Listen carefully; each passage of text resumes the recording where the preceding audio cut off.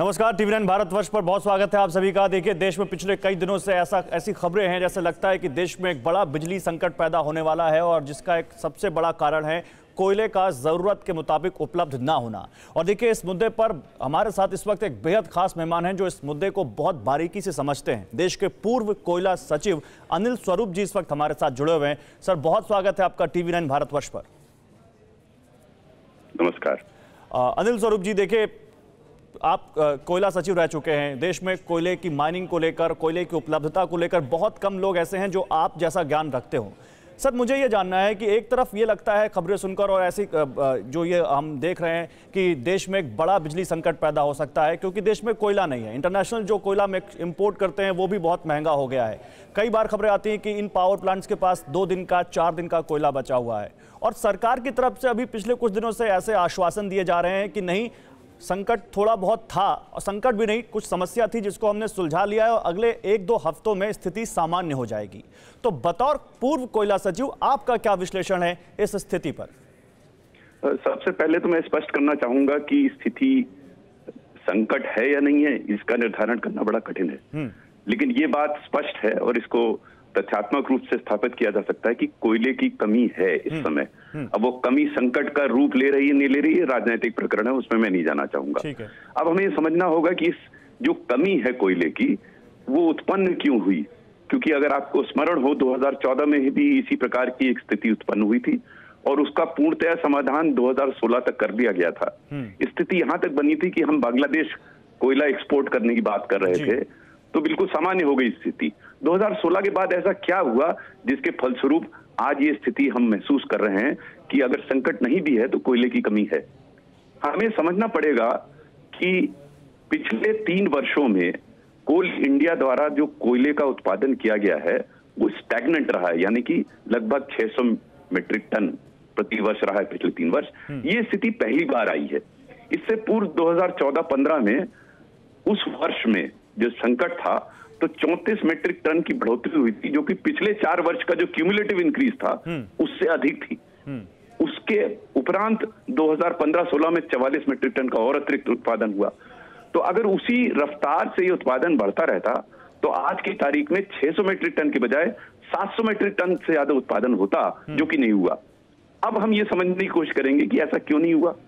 2016-17 में जो सुशील भट्टाचार्य जो चेयरमैन थे कोल इंडिया के, जिन्होंने बहुत ही बढ़िया काम किया, जब उनका टेन्योर खत्म हुआ तो उसके उपरांत कोई रेगुलर चेयरमैन कोल इंडिया का अपॉइंट नहीं हुआ।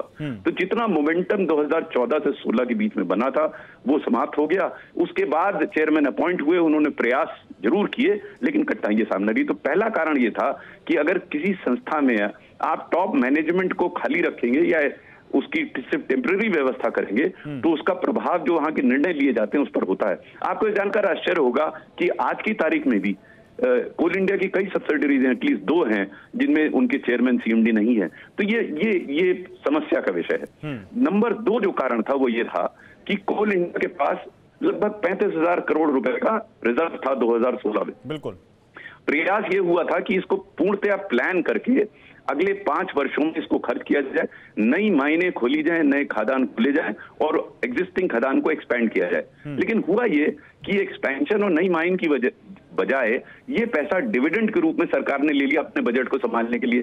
तो जो एक्सपेंशन प्लान होना चाहिए था वो नहीं हुआ। तीसरा बड़ा हंसाने वाला है कारण वो ये है कि माइन मैनेजर जितने थे उनको 2016-17 में स्वच्छता अभियान में लगा दिया गया। अच्छा। और मैं मजाक में कहता था instead of digging mines they were digging shit holes. तो उनको उसमें लगा दिया गया। तो माइन प्लान करने के बजाय वो शिट होल्स प्लान कर रहे थे कि स्कूलों में कैसे किया जाए। ये हास्यास्पद लगता है, लेकिन वास्तविकता ये है कि अगर ये कार्य उन्होंने किया होता उस समय, क्योंकि माइन में जो माइनिंग होती है वो शुरू नहीं हो जाती, उसके लिए एडवांस प्लानिंग पड़ती है, वो नहीं हो पाई। चौथा कारण ये था कि इंस्टेड ऑफ इन्वेस्टिंग, ये इन्वेस्टमेंट करते कि माइंस में सरकार द्वारा उनको किया गया कोल इंडिया को कि वो फर्टिलाइजर प्लांट इन्वेस्ट करें। और फाइनली जो कारण वो ये था कि आप अवगत हैं कि कोयला जिन प्रदेशों में है, अगर आपको देखें, वो है वेस्ट बंगाल, उड़ीसा, छत्तीसगढ़, झारखंड, महाराष्ट्र और थोड़ी मात्रा में मध्य प्रदेश। इसमें मध्य प्रदेश को छोड़कर बाकी जितने राज्य हैं वो विपक्ष की सरकारें हैं। जी। हम उनसे झगड़ा करते रहेंगे तो माइनिंग कैसे होगी?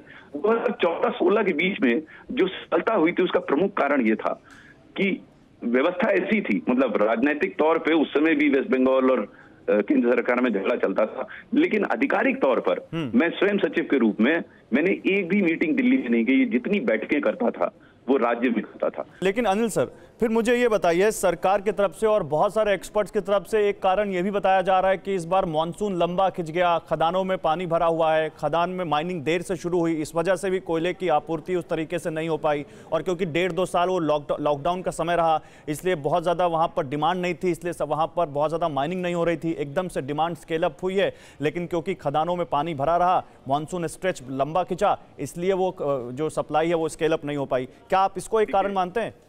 नहीं, बिल्कुल कारण है। देखिए, ऐसा है कि कई कारण ऐसे होते हैं जिसपे आप कोई नियंत्रण नहीं है, उसकी हम जितने एक्सपर्ट करते हैं, क्योंकि इसका कोई समाधान है नहीं। पानी कम बरसेगा ज्यादा बरसेगा, इस पे किसी का नियंत्रण है? क्योंकि जितनी चर्चाएं मैं टीवी पे भी देखता हूँ वो इस बात पे होती है, पानी बरसा, डिमांड बढ़ गई। ना कोयल इंडिया इसमें कुछ कर सकता है, ना भारत सरकार कुछ कर सकती है। पानी जो बरसना है बरसेगा, डिमांड बढ़नी है बढ़ेगी। हमें चर्चा उन बिंदुओं पर करनी चाहिए जिन पे हम आप कुछ कर सकते हैं। अभी जितना भी मैंने बताया उसमें हम आप कुछ कर सकते थे। मान लीजिए उदाहरण के तौर पे ये पानी बरस गया ज्यादा, अगर हमारा उत्पादन 600 मेट्रिक टन के बजाय 650 भी होता या 625 भी होता, तो पानी बरसने के बावजूद कोयला होता वहां पर? नहीं होता। बिल्कुल होता। तो मेरा ये बार बार मैं इस बात पे बल देता हूं कि हम अब समय उस पे व्यर्थ ना करें, उस पे बहस ना करें जिस पे हमारा आपका कोई नियंत्रण नहीं है। बरसात पे बिल्कुल नियंत्रण नहीं है, लेकिन हम योजनाबद्ध तरीके से काम तो कर सकते हैं। वो ना करके हम बरसात पे चर्चा करते हैं कि पानी बरस गया। वो बिल्कुल सही बात है, एक महत्वपूर्ण कारण है जिससे बढ़ा। देखिए, मेरा ये मानना है कि ये एक वेकअप कॉल है सबके लिए। अच्छा, अभी ये स्थिति बनी, आगे और स्थिति बन सकती है। हमें हर बिंदु को देखना पड़ेगा, इसको बड़ी कॉम्प्रिहेंसिवली देखना पड़ेगा। ये टीवी पे चर्चा पे इस पे समाधान नहीं होगा, विस्तार से चर्चा करनी पड़ेगी। कुछ बिंदु मैंने आपको बताया, कुछ और बिंदु जैसे अच्छा, इसमें इंटरनेशनल मार्केट का भी एक रोल बताया जा रहा है। कहा जा रहा है कि इंटरनेशनल मार्केट में कोल बहुत महंगा हो गया। आप सब उन बिंदुओं पर चर्चा करना चाहते हैं जिसपे हमारे आपका कोई नियंत्रण नहीं है। क्या आप इंटरनेशनल प्राइस को यहाँ डिस्कशन में डिटरमिन कर सकते हैं? भाई कारण तो है, वो में कौन डिनाई करेगा? इंटरनेशनल प्राइस बढ़ गया, भाई इंटरनेशनल प्राइस बढ़ने से ऐसा नहीं है इंटरनेशनल प्राइस बढ़ा तो किन पे इंपैक्ट पड़ेगा? जो इंपोर्ट करते थे उन पे इंपैक्ट पड़ेगा ना। तो उनको यहां से तो कोयला नहीं मिलना ना, या मिलना है? यहां से नहीं मिलना, आप बताइए मुझे। नहीं, मैं यहां से कोयला नहीं मिलना है तो यहाँ की सप्लाई से क्या फर्क पड़ना है? वो अपने प्लांट बंद कर देंगे, और बंद कर देंगे तो उनके अगेंस्ट एक्शन होना चाहिए। ये उनका दायित्व है कि अगर महंगा है वो क्या सिर्फ सस्ते ही दाम सेक्टर एंटिटीज और प्रॉफिट बनाएंगे? जब नुकसान हो रहा है उनका दायित्व है कि वो सर्टेन अमाउंट ऑफ इलेक्ट्रिसिटी देंगे।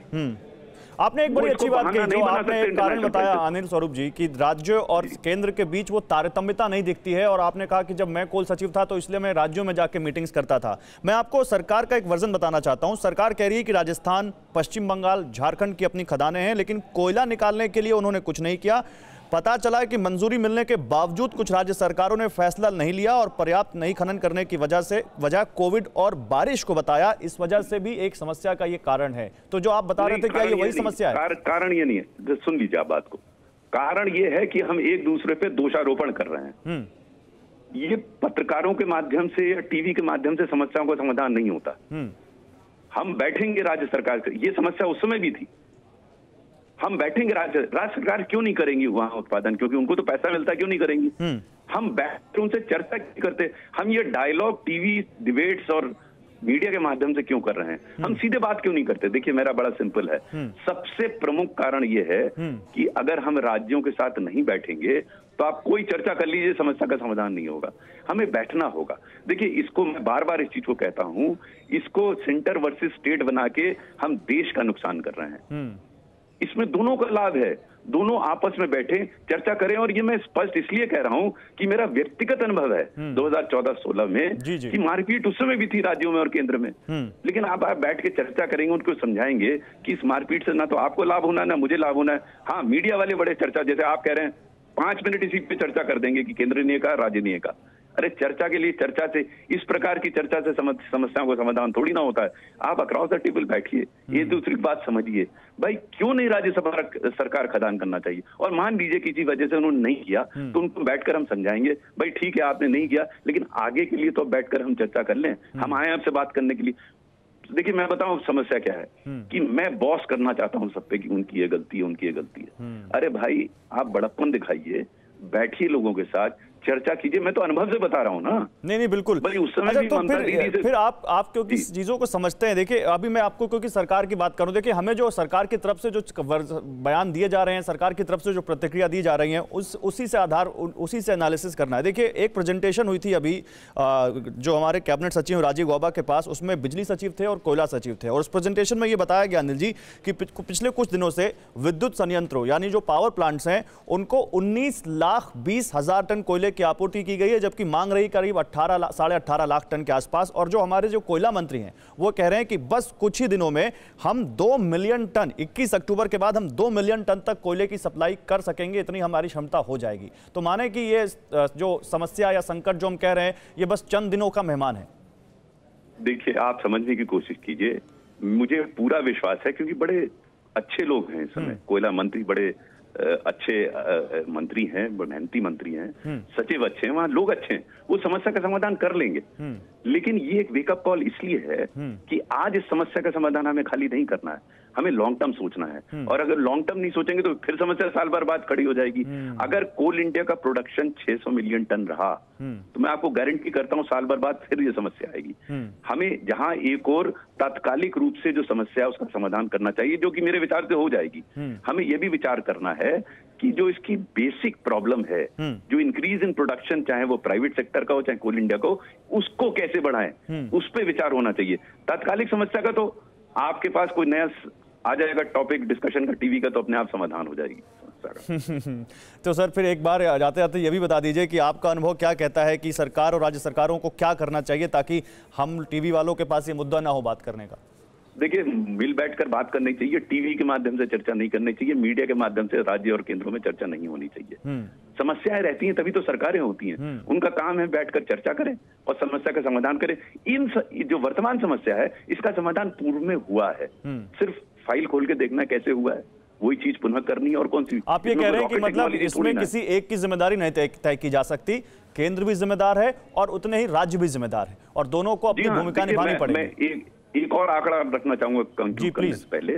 राज्य इसलिए जिम्मेदार हैं कि राज्य सरकारें जो जिनकी डिस्कॉम है, आपको मालूम नहीं, जानकारी है नहीं, 1,10,000 करोड़ रुपए उनको पावर जनरेटिंग कंपनीज को देना है, बकाया है। बिल्कुल। और पावर जनरेटिंग कंपनीज को 20,000 करोड़ रुपए कोल इंडिया को देना है। अब मान लीजिए कोल इंडिया ने उत्पादन कर भी लिया तो उनके पास पैसा ही नहीं होगा खरीदने का, तो इसका समाधान राज्य सरकारें करेंगी। तो मैं इस समय यहाँ पे बैठकर दोषारोपण नहीं करना चाहता हूँ, क्योंकि कुछ समस्याएं राज्य सरकार द्वारा क्रिएट की गई हैं, कुछ समस्याएं केंद्र सरकार द्वारा हुई हैं क्रिएट। आपस में बैठकर समस्याओं को समाधान करें, टीवी के माध्यम से और मीडिया के माध्यम से। इस पर विशुद्ध राजनीति हो रही है अनिल जी, क्योंकि केंद्रीय मंत्रालय ने अपने एक बयान में कहा कि कुछ राज्य अपने उपभोक्ताओं को बिजली की आपूर्ति करने की बजाय लोड शेडिंग के रूप में बिजली की कटौती कर रहे हैं और ऊर्जा एक्सचेंजों को, पावर एक्सचेंजेस को ऊंची कीमतों पर बिजली बेच रहे हैं, और ऐसे लोगों ने संघीय आपूर्ति को जोखिम में डाल दिया ऐसे राज्यों ने। देखिए मैं पुनः अनुरोध करना चाहूंगा सबसे, क्योंकि मेरा विश्वास है कि इसी अनुरोध से काम होगा। इस दोषारोपण से समस्या का समाधान नहीं होगा, हमें बैठकर चर्चा करनी होगी। और ये ऐसी समस्याएं जिनका समाधान हो सकता है, इसी देश में हो सकता है, आपस में मिल बैठ के हो सकता है। और मैं इसलिए इस कन्विक्शन से कह रहा हूं क्योंकि ऐसे समस्याओं का समाधान हुआ है। लेकिन अगर हम ये दोषारोपण करते रहेंगे तो वो कुछ और उछालेंगे, यहाँ से कुछ और उछालेंगे, और ये उछलता रहेगा, आज नहीं कल फिर समस्या आ जाएगी। अरे हमें देश के हित में बैठ के चर्चा करनी है। हम राजनीति से आर्थिक समस्याओं का सुधार नहीं कर सकते, हमें आर्थिक विश्लेषण से आपस में मिल बैठ के आर्थिक समस्याओं का समाधान करना है। राजनीति अपनी चलती रहेगी, राजनीति क्यों खींचते हैं मुझे समझ नहीं आता। अच्छा सर, मुझे क्योंकि समय कम है, एक चीज जाते जाते बता दीजिए, तो इसमें राज्य क्या करें और केंद्र क्या करे, ये बता दीजिए, क्या करना चाहिए। देखिए कोई भी जो खादान होती है उसमें कोयला निकालने के लिए कई स्टेप्स होते हैं। पहला होता है लैंड एक्विजिशन, आप जब तक भूमि नहीं हो तब तक आप कैसे निकालेंगे। दूसरा आता है एनवायरमेंट फॉरेस्ट क्लियरेंस। इन दोनों में राज्य सरकार की अहम भूमिका है, क्योंकि एक्विजिशन का काम जिला स्तर पे होता है, उसके बाद एनवायरमेंट फॉरेस्ट के इनिशियल स्टेप्स जो हैं वो राज्य स्तर पे होते हैं, फाइनल स्टेप यहाँ होते हैं। जब मैं सचिव था तो हमने कोल प्रोजेक्ट मॉनिटरिंग ग्रुप की स्थापना की थी केंद्र सरकार में, जो कि इंटर मिनिस्ट्रियल ग्रुप था। तो दोनों को मिलकर प्रयास करना चाहिए कि कोल इंडिया और निजी क्षेत्र की जितनी खदानें हैं उनको कितनी जल्दी कारगर करते हुए उसमें उत्पादन आरंभ करें। देखिए, मैं बार बार इस चीज को कह रहा हूं, थोड़ा मैनेजमेंट का प्रश्न हो सकता है कि कोई कहता है हमने ज्यादा सप्लाई किया, कम सप्लाई किया, लेकिन उत्पादन में अगर वृद्धि नहीं होगी तो लॉन्ग टर्म समस्या का समाधान नहीं होगा। उसके लिए केंद्र और राज्य सरकारों को मिल बैठकर समस्या का समाधान करना। ठीक है अनिल जी, बहुत शुक्रिया आपका हमारे लिए वक्त निकालने का, बहुत शुक्रिया हमसे बात करने के लिए। तो देखिए, पूर्व कोयला सचिव अनिल स्वरूप बताते हुए कि आखिर दिक्कत कहां है, इस संकट की जड़ कहां है और कैसे इसको दूर किया जा सकता है। फिलहाल TV9 भारतवर्ष पर खबरों का सिलसिला ऐसे लगातार जारी रहेगा। नमस्कार।